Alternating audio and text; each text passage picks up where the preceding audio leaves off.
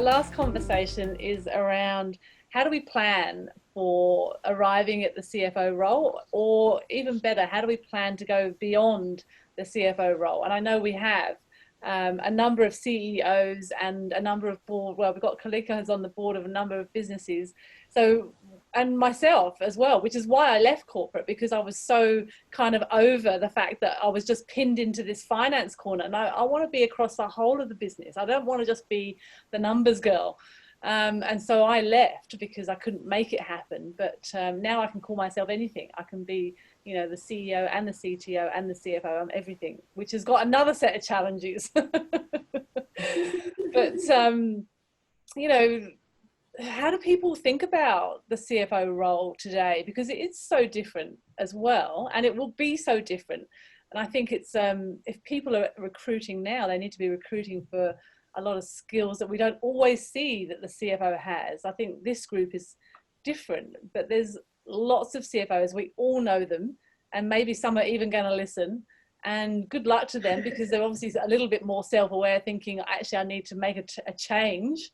So how do people think about getting skills they don't have, or what are the skills? I mean, who wants to try and tackle that one in 10 minutes?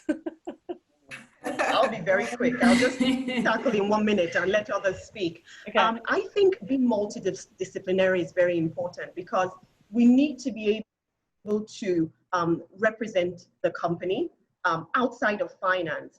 And I'll use myself as an example. I remember I've had to stand in for a CTO before. I stood in for 3 months for a people director, an HR director, when she was away. And it's because I developed the capabilities. That's why I'm able to manage an entire HR team and training team.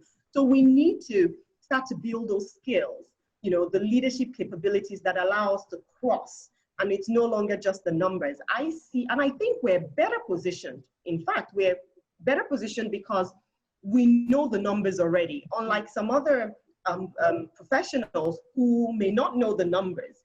So we just simply need to add on. They're like add-on skills that we need to, you know, just bolt them on, and it gives us that edge. Because I read a survey some time ago that where they had looked at who was next, or who do you think is next? It was maybe McKinsey or so. I don't know who the company, I don't remember anymore.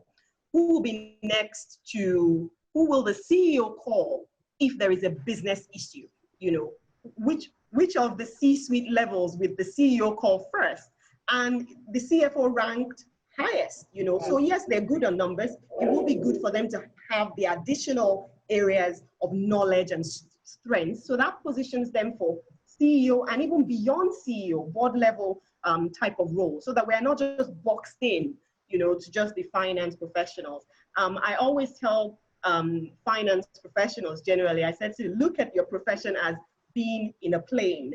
If you look at the CEO as the pilot, yes, you are the CFO as the co-pilot, but you may need other things as well. You need to understand other things as well, so that you can both steer the company in the right direction. You can steer the company towards growth. You can steer them towards different destinations. So you need to have a knowledge of everything, you know, as just ensure you're building that skill and your capability, expanding it. We shouldn't just be tunnel visioned as finance. Yeah, nice. I like that. Yeah.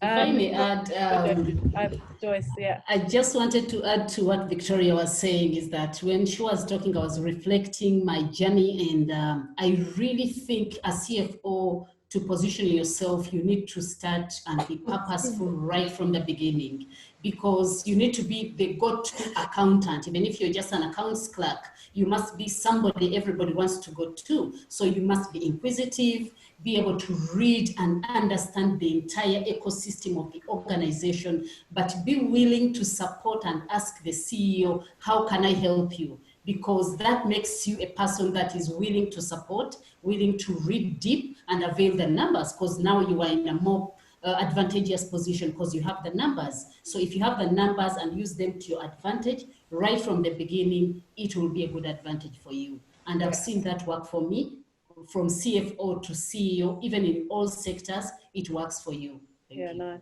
I think that's a good point that Victoria makes, that, you know, you've got the numbers, so you've got the game, you've got the ticket to the game that other people don't have.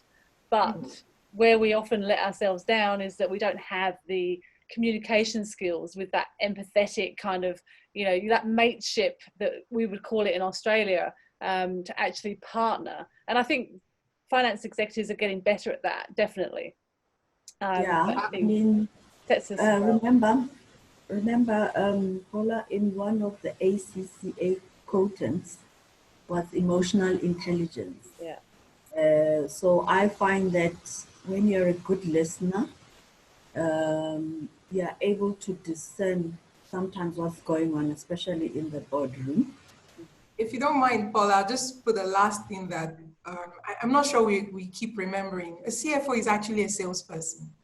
And we seem to forget that, right? But we're not selling, you know, just one product. We're actually selling the organization to the stakeholders. And when we don't hone the same communication skills, we weren't originally trained for that, if you remember. We're seeing that happening a lot better. And that's definitely something that we need to keep working on. So the first step is your ability to hold and understand what's the crowd, what's value to them. Because if you're a salesperson and you don't offer value, you cannot be successful. And so if we don't understand what value means to each of the stakeholders, this is where we lose out as a CFO, and we just looked at as a bean counter or numbers person. Our ability to do this, selling is a transferable skill, right? It's useful everywhere. And I think the second point for me will be the simplicity in our language. We need to tone down our technical, you know, some people call it jargons or words, to different crowds. You know, if you're going to be a good communicator, the best way you can communicate is to understand who's listening to you, what's important to them, and speak to them in such a way that they understand what you're saying. If you've seen some insights, you share the insights to the different, you know, captive parts of the business, or to your, you know, regulators, whoever, the right way, in the way they can understand. And if you don't do this, you know, you don't get the best opportunity, you don't take advantage. And so I guess, you know, as we're developing more people and ourselves, this is an area that, you know, we shouldn't ignore. You know, it's not to be the most, it's not to be a movie star and, you know, really tick all the boxes. But it's to be able to make the best representation in the easiest way and ensure that our end objective is understood. And I think this sort of like builds on top of what all the women have said already, the ladies today. It's very important. We definitely need to work on communication. Yeah, nice. Nice. It's a nice point, and it simplifies as well. So we just need to go out and I think as a business owner, definitely being a salesperson is like absolutely categorically something that you have to get good at. So I know all about relationships and communication and building a sales funnel and conversion and all that things I didn't need to know as a CFO. All right, so Joseph, you have the last word, my friend, on this conversation. What would you like to add to everything that you've heard this evening? It's been a great conversation. Yeah, I think it's just to reiterate what a couple of the speakers have said, from Victoria to Leica. It's that leadership component, you know, especially for Africa, and a number of us on this call from that part of the world. My view is that there's a lot we can do around leadership that would have so much significant impact on the continent. So when you're talking about corruption or healthcare, it's all a leadership issue when you look at it eventually. And in my, you know, sometimes we all get carried away in building our careers, or as a CEO or as a business person, and you think, oh, when I get there, I'll make a big impact. I'll be able to motivate people. So right now, I now discover that, you know, there's so many people, you know, looking up to you, you know, from sometimes secondary school people, even if you think you don't have a network, you know, very young people in high school just say, hey, you know, they look so confused, like Koleka mentioned. And just a little advice here and there and mentoring would go a long way in that continent. And you see young people right now, they're just focused on spending so much of their time on social media, rather than, even if you want to be on the internet, go learn another language or go learn a skill on Udemy, all of these free courses. They won't do that, but they're all on, you know, TikTok, Twitter, and all of that. So leadership for me is where we can all make an impact. And it starts with us, people around us, where we have a voice and they look up to us. Thank you. Yeah, nice.